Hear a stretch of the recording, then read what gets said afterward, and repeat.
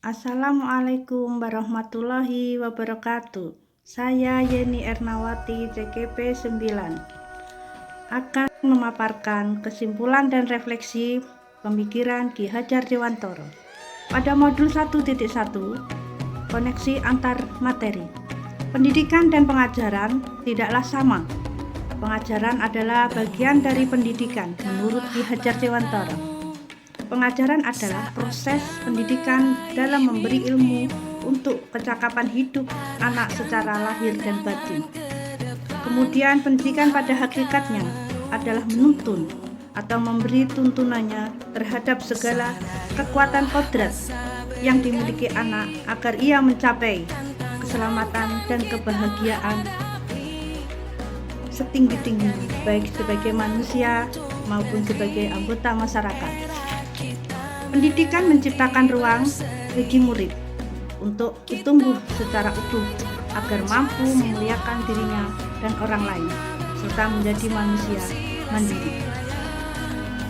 Sebelum mempelajari modul 1.1 tentang pemikiran Ki Hajar Dewantoro, pembelajaran yang saya lakukan hanya transfer materi pelajaran saja, dan saya menganggap ketuntasan dalam penyampaian materi lebih penting daripada memahami karakteristik anak atau murid. Dan saya hanya melihat nilai dari aspek kognitif saja. Contohnya, saat mereka mengerjakan soal berupa tugas atau ulangan harian.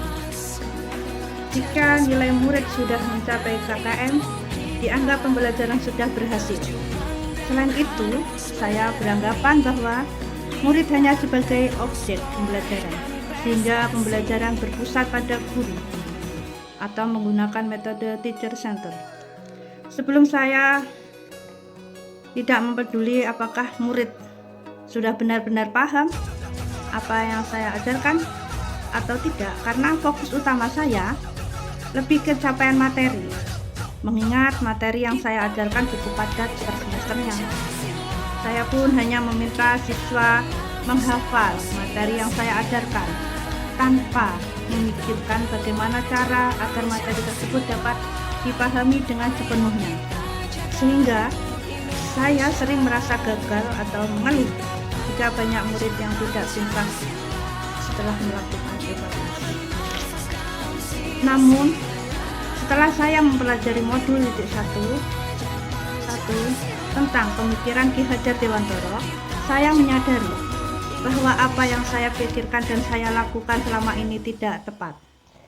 Seharusnya saya melakukan proses pembelajaran secara menyeluruh, bukan hanya aspek kognitif saja, melainkan juga afektif, psikomotor, spiritual, sosial, budaya. Murid sebagai objek pembelajaran, namun murid sebagai subjek pembelajaran. Artinya, mempunyai kebebasan berekspresi, mengemukakan pendapat, dan berkreasi sesuai dengan metode atau model pembelajaran dan media yang tepat. Guru sebagai fasilitator dalam proses pembelajaran. Guru harus ikhlas, penuh kesabaran, dengan ketulusan hati agar terwujud pembelajaran yang membahagiakan dan berpusat pada murid. Selain itu, saya harus mempelajari karakteristik murid, karena setiap anak dilahirkan unik dengan kelebihan dan kekurangan masing-masing. Saya harus menghargai tiap karakter murid, berikan kesempatan murid untuk tumbuh sesuai dengan kodratnya, yang dapat segera saya terapkan dalam pembelajaran di kelas, antara lain merancang pembelajaran yang interaktif dan menyenangkan, dan melibatkan murid sesuai metode student center. Berikutnya, saya akan menerapkan pembelajaran abad 21 yang sesuai dengan pemikiran Ki Hajar Dewantoro, yaitu berpikir kritis, kreatif, komunikasi, dan kolaborasi. Dengan berpegang teguh memerdekakan anak, pembelajaran tidak lagi menuntut tetapi menuntun. Karena tugas guru adalah memberi tuntunan atau arahan yang baik pada murid, berusaha jadi teladan baik dalam perkataan maupun perbuatan. Selanjutnya, harus mengenali karakter dan latar belakang murid dengan menjalin komunikasi yang baik. Semoga apa yang saya sampaikan tadi bermanfaat bagi semuanya. Akhirul kalam, wassalamualaikum warahmatullahi wabarakatuh.